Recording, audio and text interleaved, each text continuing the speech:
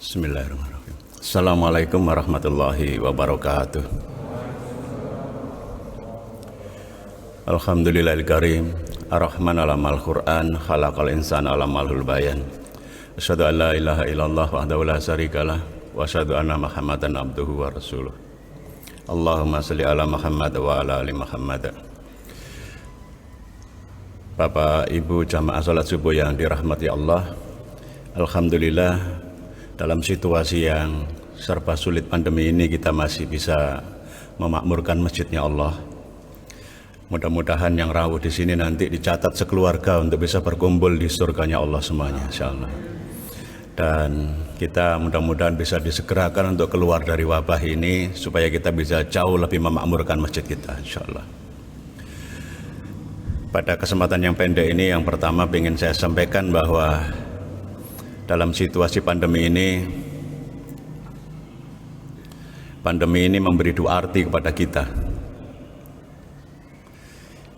Jika pandemi ini membuat kita ini makin runduk bertakwa kepada Allah, insya Allah ini bagian dari rahmatnya Allah. Jika kita makin runduk bertakwa kepada Allah, tapi jika kita makin buas bermaksiat kepada Allah, pandemi ini adalah laknat dari Allah. Maka pandemi ini menjadi laknat atau menjadi rahmat bergantung kepada kita. Apakah kita mau makin mendekat bertakwa kepada Allah atau makin puas bermaksiat kepada Allah. Itu sebabnya saya mengajak diri saya sendiri, panjenengan semuanya untuk makin bertakwa kepada Allah. Ittaqullah haqqa tuqatih wa la tamutunna illa wa antum muslimun. Pandemi juga memberi kabar tentang mati bertubi-tubi. Dalam 2 hari ini saya mendapati dari keluarga jauh saya, dari pihak istri, ayahnya berangkat lebih dulu, kemudian anaknya yang kedua, kemudian istrinya, sekarang tinggal 1 anak yang pertama. Pandemi memberi kabar tentang mati bertubi-tubi. Itu artinya kita ini diingatkan oleh Allah juga, jangan sampai kita ini di masa pandemi terlebih ini ya, mati-matian mengejar sesuatu yang tak bisa dibawa mati. Jangan sampai mati-matian mengejar sesuatu yang tak bisa dibawa mati, karena kabar mati sudah bertubi-tubi. Nah, yang bisa dibawa mati dawuhnya Rasulullah, sebagaimana kita ingat, sebagaimana kita hafal semuanya, kita ajarkan kepada anak-anak kita, ada 3 yang bisa dibawa mati. Yang pertama, sedekahun jariyatun, insyaallah, mal jariyah kita. Yang kedua, ilmu yang manfaat, insyaallah. Mudah-mudahan hari ini bagian dari ilmu yang manfaat, nggih, insyaallah. Dan nomor 3, anak solih yang mau mendoakan orang tuanya. Saya ulangi lagi urut-urutannya biar gampang. Nomor 1 tadi apa? Sedekah jariyah. Nomor kali ilmu yang manfaat. Nomor 3, anak soleh yang mau mendoakan orang tua. Sekali lagi ya, anak yang solih, solihah, bukan anak yang biasa-biasa saja yang bisa kita bawa mati. Anak yang solih, doanya anak-anak yang solih itu bukan anak yang biasa-biasa saja, apalagi anak-anak yang buas bermaksiat, naudzubillah. Itu sebabnya konsentrasi besar kita pada masa-masa sulit seperti ini adalah perbanyak sedekah jariyah, perbanyak ilmu yang manfaat, dan pastikan anak-anak kita tumbuh menjadi anak-anak yang solih dan solihah semuanya. Insyaallah jika kita kapundut oleh Allah, maka kita akan membawa bekal yang sangat banyak, insyaallah ya. Nah, jika kita ini terpilih sehat, di masa pandemi terpilih sehat, mudah-mudahan kita makin bersemangat untuk memikul amanah-amanah dakwah, memikul amanah-amanah kebaikan, makin taat kepada Allah, makin produktif amal salihnya. Tapi jika kita terpilih sebagai yang wafat, mudah-mudahan kita mendapati husnul khotimah bersebab ketaatan kita kepada Allah. Pilihannya cuma 2 ya, kalau nggak sehat wafat. Dan mudah-mudahan kita diberi paringi pilihan yang mana? Yang sehat. Dan kalau sehat berarti semangat untuk memikul amanah kebaikan, produktif untuk urusan amal saleh, insyaallah. Jangan justru sehat tapi kemudian tidak mau beramal soleh, menyendiri saja. Naudzubillah min dzalik. Baik, Hari ini saya ingin menyampaikan materi singkat ringan terkait bagaimana momentum hijrah yang ternyata kita peringati dalam situasi yang seperti ini ya. Momentum hijrahnya Rasulullah seperti apa. Singkat cerita, saya tidak bercerita ulang bagaimana hijrah itu. Hijrahnya Rasulullah itu membawa 3 momentum besar untuk memperbaiki masyarakat. 3 momentum besar. Yang pertama Rasulullah lakukan setelah berada di Madinah itu adalah membangun masjid. Membangun masjid. Setelah membangun masjid itu adalah yang kedua, mempersaudarakan antara muhajirin dan ansar, antara pendatang dengan penduduk setempat. Baru yang ketiga, mengurus masyarakat luas dalam bentuk piagam Madinah. Kita bahas yang pertama dulu. Hal utama yang dilakukan oleh Rasulullah ketika tiba di Madinah adalah membangun masjid. Masjid yang diutamakan, kenapa masjid itu diutamakan? Karena masjid ini ukurannya orang yang beriman. Masjid itu nanti yang akan membuat para sahabat ini bisa terkontrol keimanannya. Itu sebabnya masjid menjadi pusat peribadatan sekaligus pusat peradaban. Saya ulangi lagi, masjid itu sebagai pusat peribadatan dan sebagai pusat peradaban. Untuk itu alhamdulillah hari ini tadi saya melihat Masya Allah, saya lihat di Google Map masjidnya biasa-biasa saja, kelihatan jelek ya. Ternyata sampai datang di sini Masya Allah, masjidnya Mekah Masya Allah ya. Ternyata Google Map nggak update ya Masya Allah.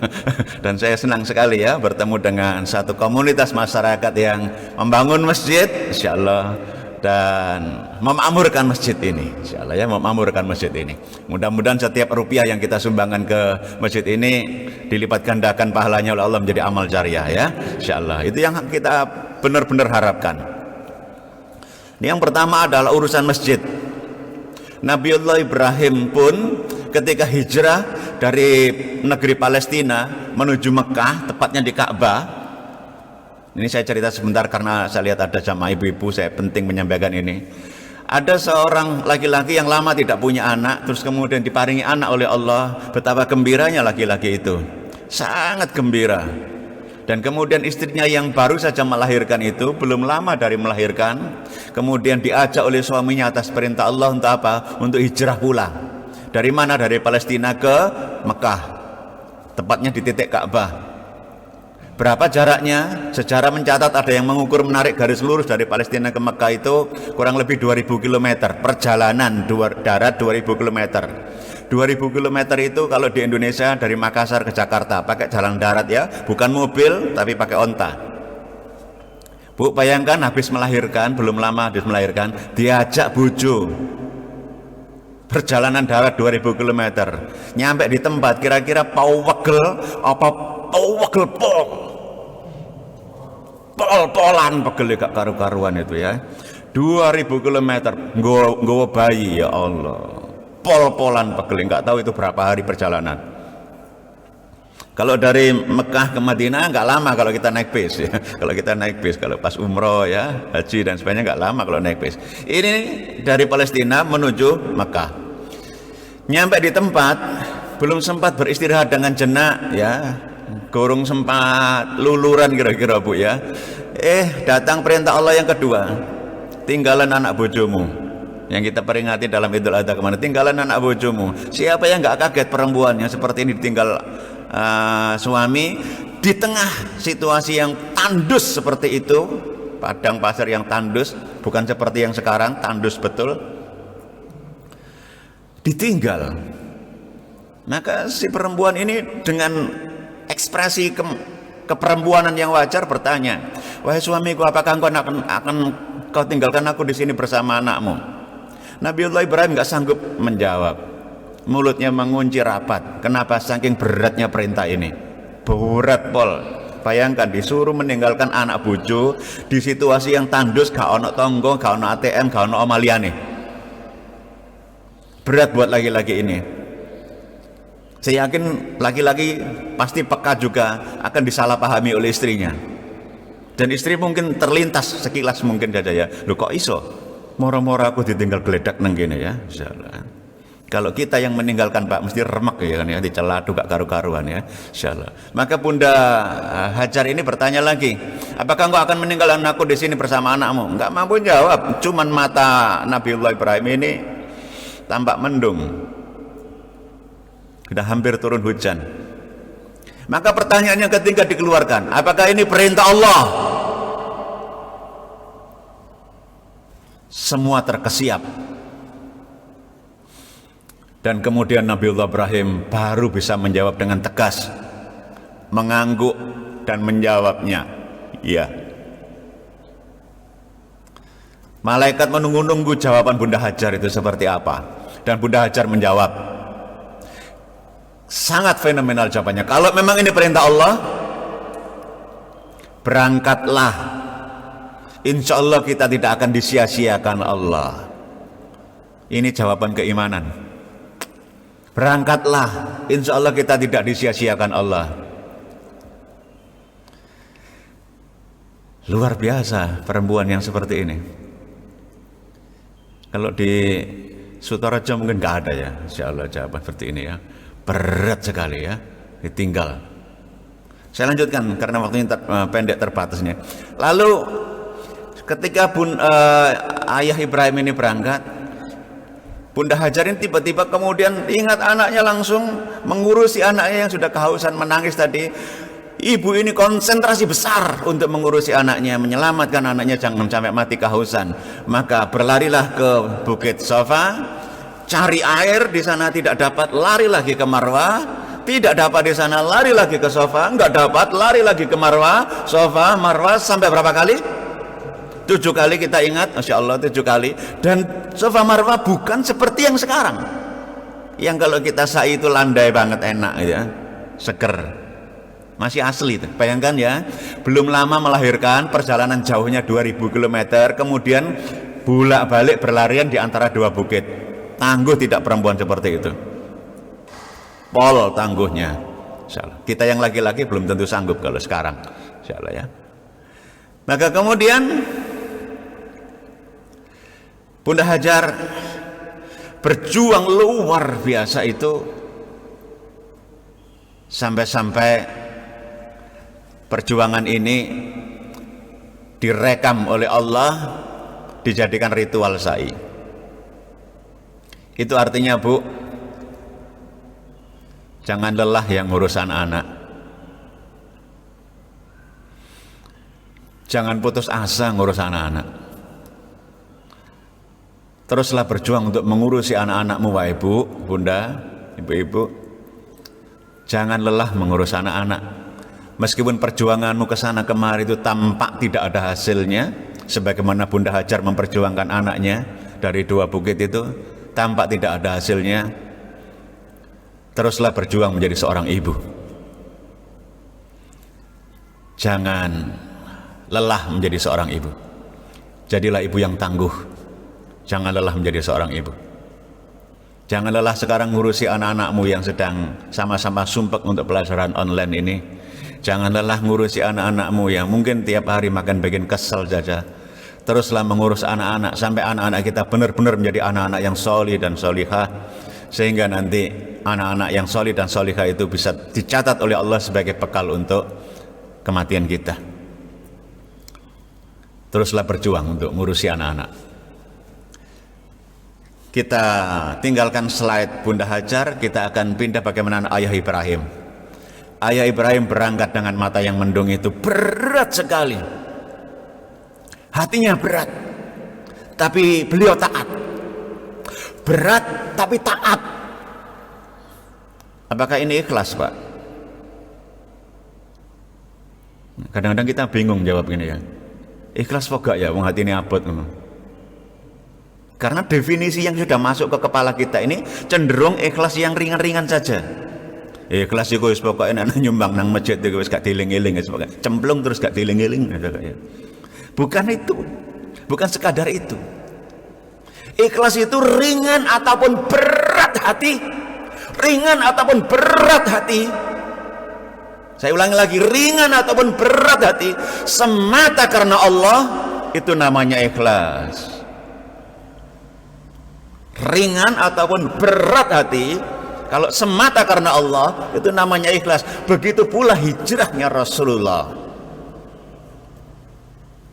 ringan ataupun berat hati, kalau semata karena Allah itu namanya ikhlas. Singkat cerita, nanti saya lanjutkan ke ceritanya Rasulullah. Nabiullah Ibrahim ketika berangkat meninggalkan anak dan istrinya yang dengan hati yang sangat berat tadi, Nabiullah Ibrahim di tengah perjalanan menoleh. Dan kemudian ketika bayangan istri dan anaknya sudah tidak terlalu tampak, Nabiullah Ibrahim merintih, merunduk-runduk berdoa yang direkam oleh Allah di dalam surat Ibrahim. Doanya seperti ini. Sebaiknya para ayah hafal semuanya ya. A'udzu billahi minasyaitonir rajim. Bismillahirrahmanirrahim. Rabbana inni askantu min dzurriyyati biwadin ghairi dhi zar'in inda baitikal muharrami rabbana liyuqimus shalah. Mengharu biru doanya. Inti doanya bunyinya begini, ya Rob, Du Gusti, saya ini tinggalkan anak dan istri itu di lembah yang tidak punya tanam-tanaman, di dekat rumah Engkau, Baitullah di Ka'bah. Saya tinggalkan di sana, tandus tidak punya tanam-tanaman,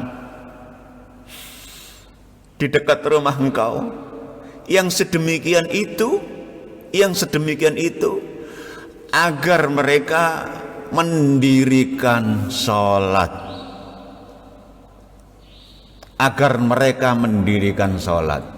Lihat bagaimana pelajaran hijrahnya Nabi Ibrahim ini Pak ya, meninggalkan anak istri tapi kemudian melantunkan doa yang begitu membuat mata dan dada ini sesenggukan. Tujuannya apa? Ditinggal di sana, dipasrahkan kepada Allah, di dekat rumahnya Allah, supaya mendirikan sholat. Ini resep bagaimana caranya supaya anak-anak kita menjadi anak-anak yang berbakti kepada Allah, sebagaimana Ismail. Satu, doakan begini anak-anak kita. Nomor dua Pak, ternyata resepnya Nabi Ibrahim itu adalah meninggalkan anak istri itu di dekat rumahnya Allah, di Baitullah, di Ka'bah sana. Kalau dalam konteks Sutorejo, rumahnya Allah itu apa? Masjid. Itu sebabnya Pak, nek golek oma, nanti untuk anak-anak kita juga pesen-pesen golek sing ono masjid. Perumahan gede wapi tapi ini gak ono masjid. Ojo tuku nang kono le. Kecuali sampean ono kesempatan bangun masjid di situ. Masjid sebagai pusat peradaban dan peribadatan. Masjid. Maka bersyukurlah panjenengan yang rumahnya di sekitaran masjid ini. Bersyukur di masjidnya Mekah begini. Bersyukur masjid. Maka masjid itulah yang akan nanti mendidik umat ini agar mencintai Allah sekaligus bisa direkatkan persaudaraannya, mencintai masjid. Sekarang panjenengan ingat-ingat anak-anak panjenengan masing-masing yang panjenengan tinggal ke sini tadi. Panjenengan bisa memastikan anak-anak kita salat subuh juga?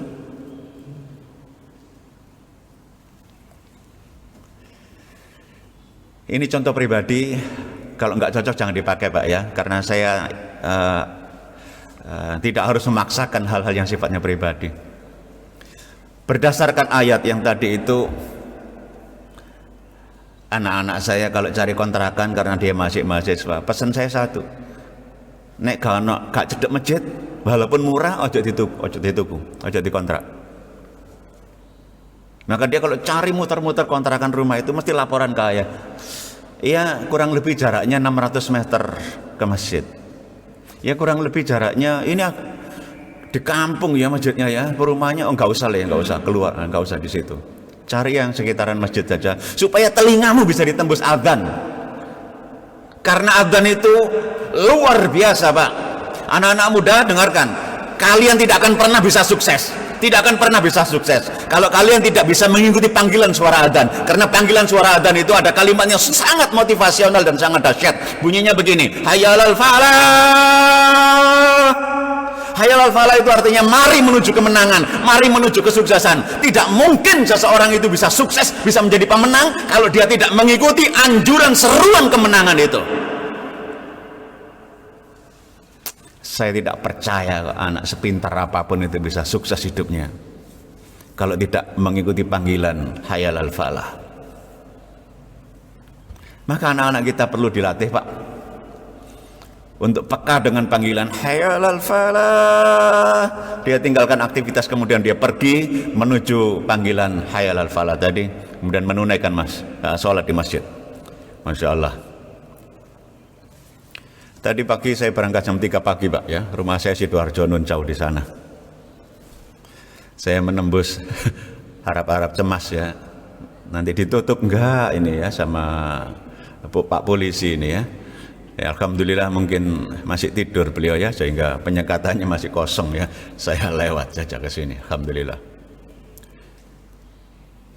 Baru masuk di ITS tadi, kalau saya tidak dapat WA yang seperti ini, Pak, saya tidak bisa konsentrasi mengisi kajian. Iya, dari anak saya. Ya, alhamdulillah sudah bangun, sudah persiapan. Dia kuliah di luar kota. Tapi setiap hari harus laporan kepada bapaknya bahwa kamu sholat subuh. Sholat yang lainnya saya percaya nak, karena ada tetangga-tetanggamu, teman-temanmu yang lagi melek. Tapi kalau sholat subuh, ayah mohon maaf nak, harus mendapatkan laporan setiap hari. Setiap hari.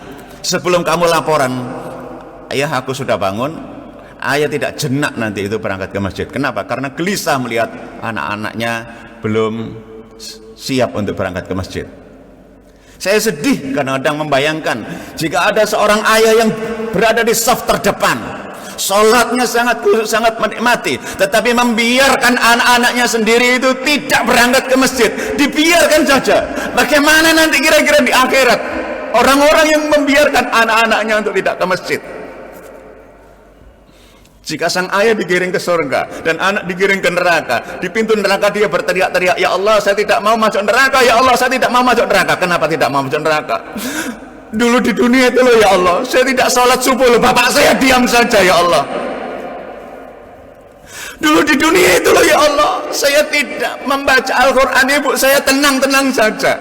Dulu di dunia itu loh ya Allah, saya bermaksiat, bapak saya juga diam saja, nggak komentar, nggak mencari-cari saya.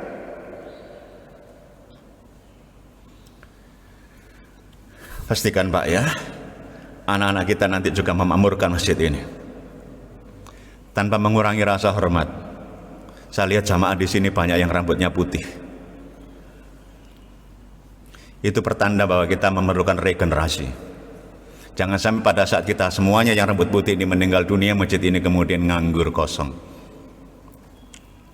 Era sebelum pandemi saya keliling-keliling mulai dari Sumatera sampai Irian Jaya.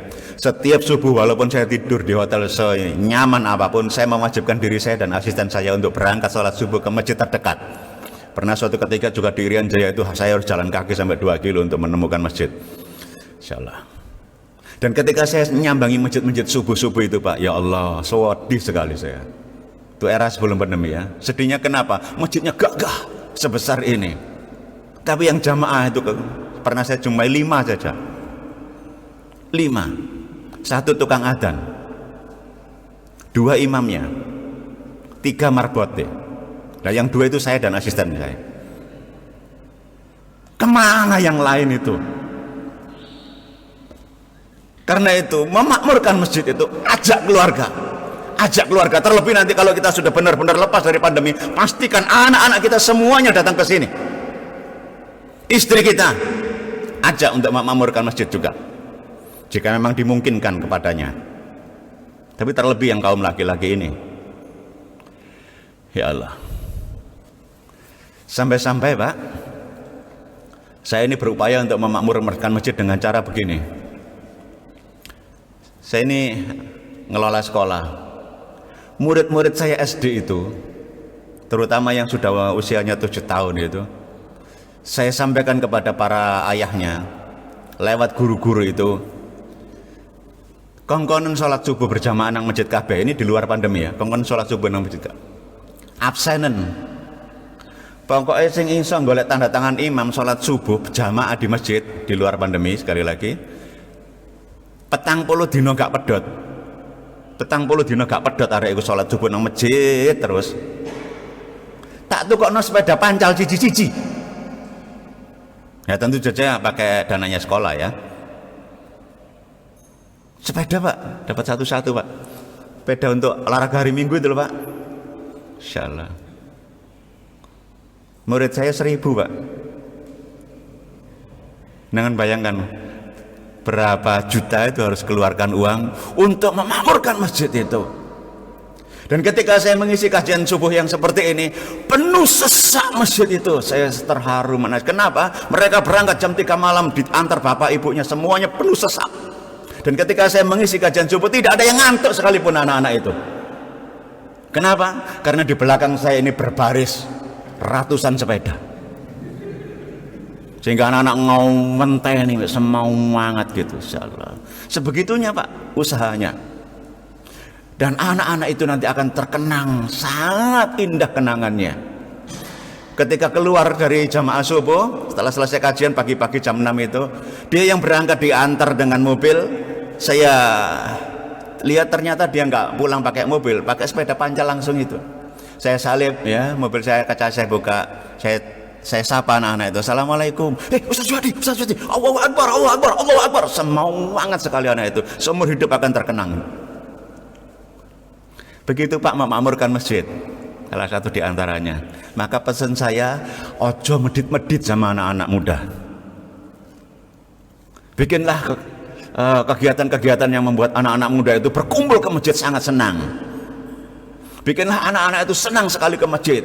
Anak-anak kecil terutama juga, SD-SD itu senang sekali ke masjid. Supaya dia tidak senang ke warnet. Dengan tahu kenapa rahasianya warnet itu disukai anak-anak? Karena di warnet itu banyak pujian Pak, memuji itu banyak.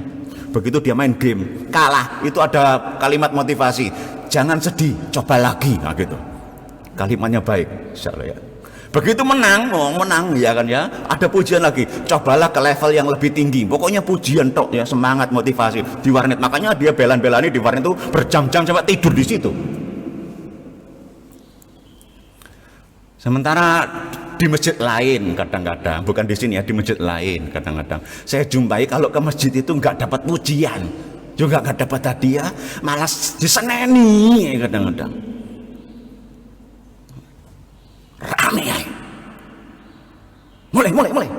Waduh, gawat ya. Saya pernah sholat itu berdekat dengan anak-anak agak ribut sedikit ya, namanya anak-anak ya, saya memaham. Saya dulu juga ketika masih kecil di masjid juga umek-umek kok ya, sama penjenengan saya kira begitu ketika kecil ya di masjid ya. Nah ada imam bangkit terus kemudian menuding anak itu siapa yang ribut itu tuh, mulutnya ada setan itu. Saya nggak jadi zikir Pak, insyaallah pulang saja lah. Dia nuding lah anak-anak di sebelah saya ya apa insyaallah. Walah ya Pak Imam yang kurang paham nih anak-anak ini nanti gak kerasa nang masjid iki ya apa, nasib masjid iki lho ya apa. Insyaallah. Nggih. Itulah kita diminta untuk memakmurkan masjid, mengajak anak-anak supaya anak-anak itu tidak diserap oleh game online mereka. Kita sedang berperang Pak, royoan generasi. Kita ini sedang berperang royoan generasi. Gimana anak-anak itu mau ke masjid atau anak-anak itu disedot oleh permainan-permainan yang tidak jelas itu. Mumpung ini masih baru, makmurkan masjid ini dengan hadirnya